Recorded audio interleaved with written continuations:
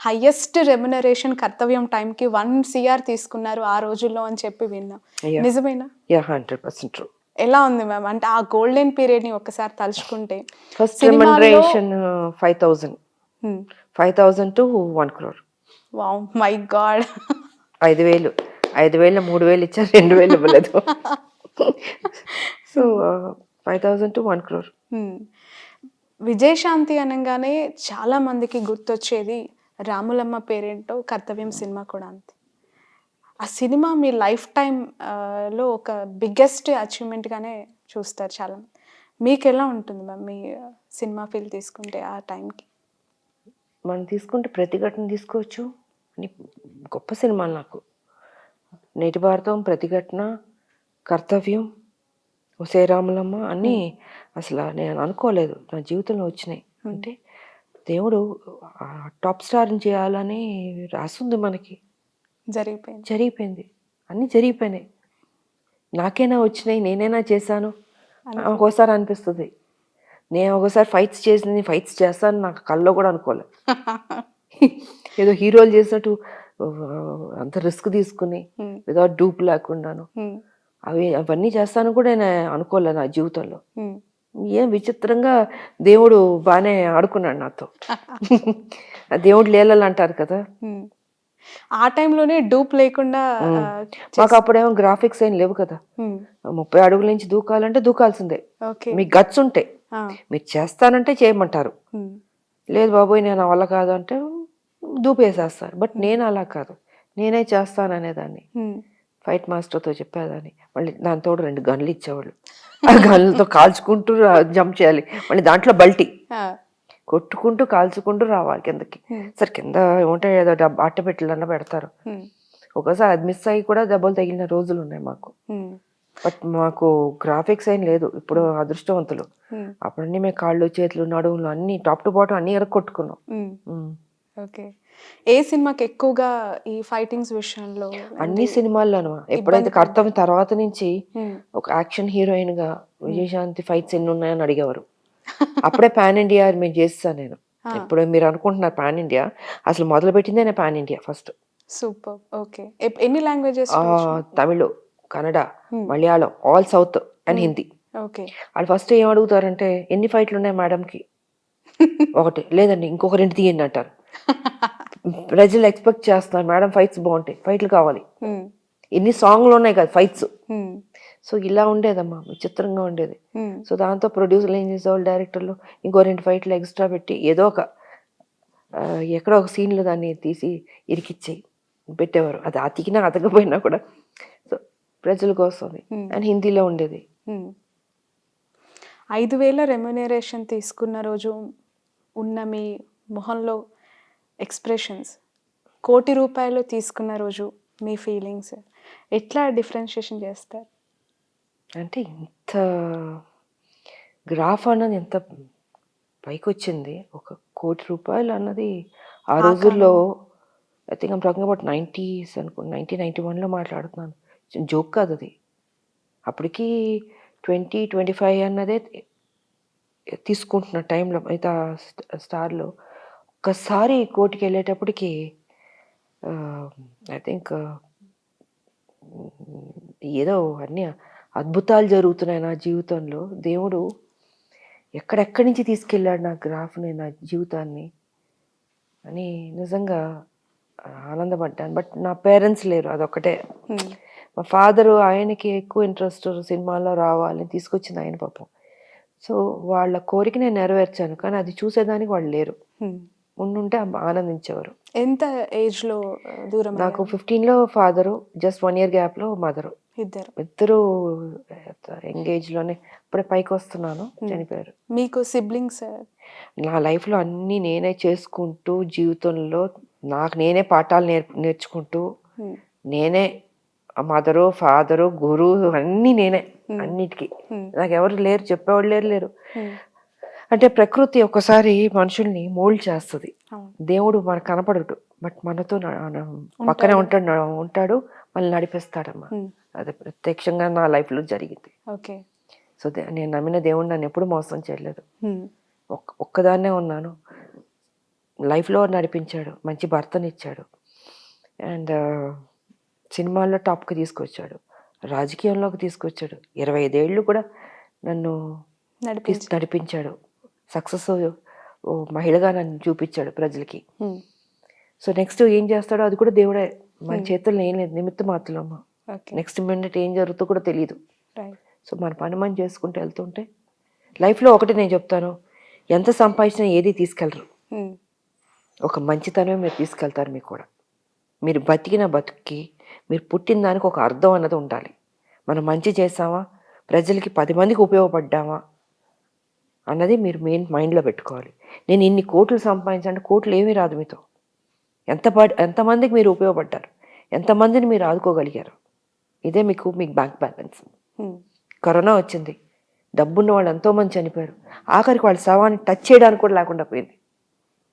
ఆ డబ్బు కాపాడిందా? కాదు, కాపాడలే. అందుకే ఏది మీరు బతికినంత వరకు మంచి చేయండి, 10 మందికి ఉపయోగపడండి, మీకు తోచింది చేయండి, మీకు తోచిన హెల్ప్ చేయండి. అదే మీకు శ్రీరామ రక్ష నేను చెప్పదలుచుకుంది. రైట్.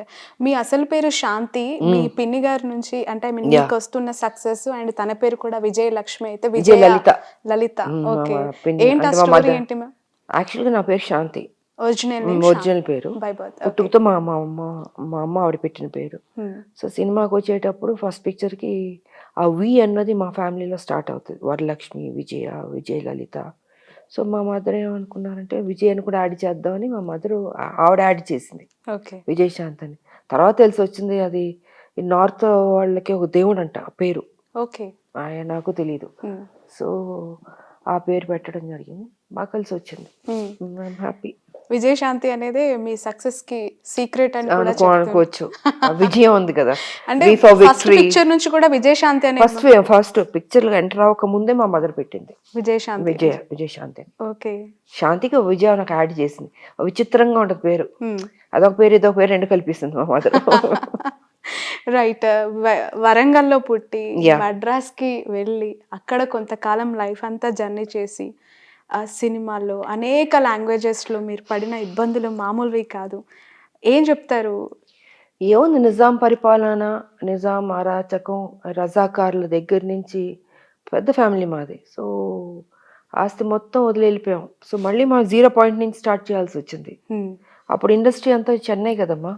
సో చెన్నై వెళ్ళి బతకాలి కదా, ఇంత పెద్ద ఫ్యామిలీ, సిస్టర్స్ బ్రదర్స్ 36 మంది ఉంటారు మా ఫ్యామిలీలో. చాలా పెద్ద ఫ్యామిలీ, జాయింట్ ఫ్యామిలీ. సో మరి అలా ఉన్నప్పుడు తాతగారు అప్పుడు తీసుకెళ్ళిపోయి ఇక్కడ ఆస్తంతా అలా వదిలేస్తారు. మా తాతగారు కొన్ని వేల ఎకరాలు ఉన్నాయి మాకు, అన్ని ఇళ్ళు. ఎక్కడ మేడం? వరంగల్, ఏటు నాగరం, రామనగూడెం. ఓహో, అక్కడ ఛత్తీస్గఢ్ బార్డర్ దాటితే ఛత్తీస్గఢ్. మంచి పరిచయాలు ఉండుంటాయి మీ ఫ్యామిలీ అన్నలతో. ఉంటారు, అందరూ ఉంటారు. మా మదర్ ఫ్రెండ్స్ అందరూ చాలా మంది. లాస్ట్ టైం నేను తల్లి తెలంగాణ అప్పుడు వెళ్ళి మా ఊర్లో అందరికి బట్టలు పెట్టి మళ్ళీ చూసి, బట్ తర్వాత కుదరలేదు, ఈ ఉద్యమాలు వల్ల అసలు కుదరలేదు. నా తల్లి తెలంగాణ పార్టీ అప్పుడు బాగా వెళ్ళాను నేను. దాని తర్వాత ఇక్కడ ఈ గోళ సరిపోయింది మాకు. సో మద్రాస్ కి మొత్తం వెళ్ళి అక్కడ స్థిరపడి, సో మళ్ళీ 0 పాయింట్ నుంచి మొదలుపెట్టి అందరం ఇంకా మా ఫ్యామిలీ పిన్ని వాళ్ళు సినిమాల్లోకి ఆవిడ రావడం, దాని తర్వాత ఎప్పుడో నేను పుట్టడం, మళ్ళీ అక్కడి నుంచి నా సినిమాల్లో నేను హీరోయిన్ అవ్వడం, అలా అలా అలా ట్రావెలింగ్ జరిగి వెళ్ళింది లైఫ్. ఓకే మేడం, ఎక్కువగా సినిమాలు చేశారు అండ్ అనేక లాంగ్వేజెస్తో మీకు టచ్ ఉంది. టాలీవుడ్, కాలీవుడ్ ఇట్లా చూస్తున్నప్పుడు వ్యత్యాసం ఎట్లా కనిపిస్తూ ఉంటుంది? అంటే మన cinema respect towards women hero లేదు, అన్ని చోట్ల రెస్పెక్ట్ ఉందమ్మా. అది నార్త్ సినిమాలు చేసిన, హిందీ సినిమాలు చేసినప్పుడు కూడా ఆ రెస్పెక్ట్ అనేది బాగిస్తారు మహిళలకి. అండ్ అన్నీ దీంట్లో ఉంటుంది, ఎక్కడ కొంచెం కొంచెం అక్కడక్కడ కొంత పోజులు కొడతారు కానీ, బట్ ఓవరాల్గా బాగానే ఉంటుంది. మీకు వచ్చినంత క్యారెక్టర్ ఎలివేషన్స్ అంటే ఆ సినిమాల్లో ప్రతి సినిమా ఒక డిఫరెంట్ ఎక్స్పీరియన్స్, అంత స్కోప్. లేడీ ఓరియంటెడ్ అంటే ఇంకా విజయశాంతికి మించి టాలీవుడ్లో ఎవరూ లేరు. ఆఫ్ కోర్స్ ఇప్పటి వరకు కూడా అలాంటి ఎలివేషన్ ఉన్న క్యారెక్టర్స్ ఎక్కడ ఎవరు చేసిన దాఖలాలు కనిపించట్లేదు. ఈ రోజుకి కూడా క్యారెక్టరైజేషన్స్లో హీరోయిన్స్కి వస్తున్న పాత్రలు జస్ట్ అందం, అభినయం, డాన్సెస్ వీటికే పరిమితం అయిపోతున్నాయి అంటే ఏం చెప్తారు మేడం? ట్రెండ్ మారింది. ఇప్పుడు ట్రెండ్ మారింది. ఎందుకో పాపం వాళ్ళకి అది రావట్లే. అప్పుడు డైరెక్టర్లు అంటే హీరోయిన్ ఓరియెంటెడ్ ఫిల్మ్స్‌కి బాగా స్కోప్ ఇచ్చేవారు. అంత మంచి సబ్జెక్ట్‌లు, క్యారెక్టర్‌లు ఉండేది. బట్ దాంట్లో కూడా నాకెక్కువ కుదిరింది. ఐ థింక్ ఐ యామ్ చాలా లక్కీ అనుకుంటా నేను. దాని తర్వాత డైరెక్టర్లు అంతా ప్యాటర్న్ మారింది. సబ్జెక్ట్‌లు స్టైల్ మారింది. రేర్ అనుకుంటా ఎక్కడన్నా అలా రావడం హీరోయిన్ ఓరియెంటెడ్ మూవీస్ అనుకుంటున్నాను. బట్ ఎందుకో వాటి మీద తక్కువ ఉంది ఇప్పుడు ప్రయారిటీ.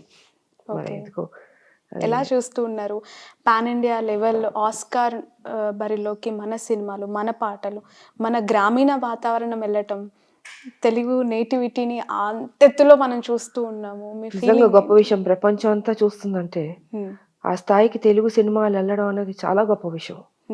సో నిజంగా ఆనందపడాలి ఆ స్థాయికి అనేది. ఇప్పుడు ఎక్స్పెక్ట్ చేయలే.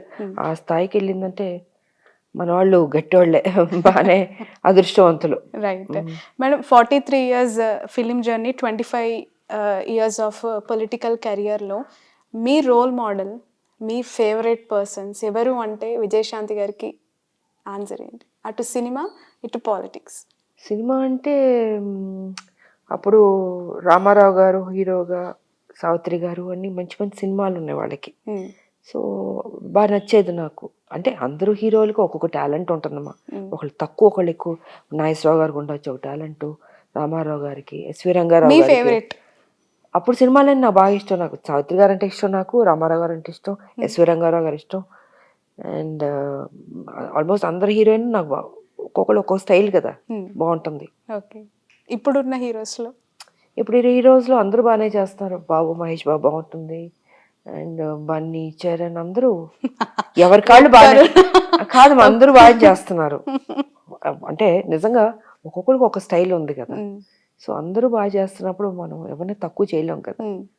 అందరివి నాకు నచ్చుతాయి. మూవీస్ చూస్తూ ఉంటారమ్మా? ఎప్పుడు నా రేరు ఎక్కడ అసలు ఏదో చూద్దాం అనుకున్నప్పటికీ సడన్ ప్రోగ్రామ్ వాళ్ళు రావడం వీళ్ళు రావడం ఉంటుంది. గ్యాప్ దొరికినప్పుడు చిరంజీవి గారిది అండ్ రీసెంట్ గా బాలకృష్ణ గారివి 2 కొత్త సినిమాలు వచ్చాయి, వాల్తేరు వీరయ్య, వీరసింహారెడ్డి. మరి నేను చూడలేదు. అసలు టచ్ లో ఉన్నారా మ్యామ్ మీతో పాటు చేసిన హీరోయిన్స్? లేదు టచ్ లో. మొన్న 13 ఏళ్ల తర్వాత ఆ సినిమా చేశాను. అంటే దానికి ముందు టచ్ లో లేరు, ఇప్పుడు టచ్ లో లేరు. చాలా కాలం తర్వాత స్టేజ్ పైన చిరంజీవి గారితో కలిసి ఒక ఎమోషనల్ అటాచ్మెంట్ కనిపించింది. కలిసి స్టేజ్ పైన మీరు మాట్లాడినది ఎందుకు అంటే ఇక్కడే ఉంటారు బట్ కలుసుకోవడాలు, సోషల్ మీటింగ్స్ నాదంతా రాజకీయం సరిపోయింది కదా, మన ఉద్యమం ఉంది కాబట్టి. ఇప్పుడు మా సినిమా ఇండస్ట్రీ వాళ్ళతో, మా హీరోలు, మా పాత హీరోయిన్స్ ఎక్కడ కుదరట్లేదు మాకు. నేను సినిమాలు చేస్తుంటే అది డిఫరెంట్. ఉద్యమం అన్న తర్వాత వచ్చిన తర్వాత సీరియస్నెస్ ఉంటుంది కాబట్టి కలుసుకోవడానికి లేదు, మాట్లాడడానికి లేదు. టచ్ అయిపోయింది నాకు. మొన్న సినిమాతో నేను అదే 20 years చూసాను నేను.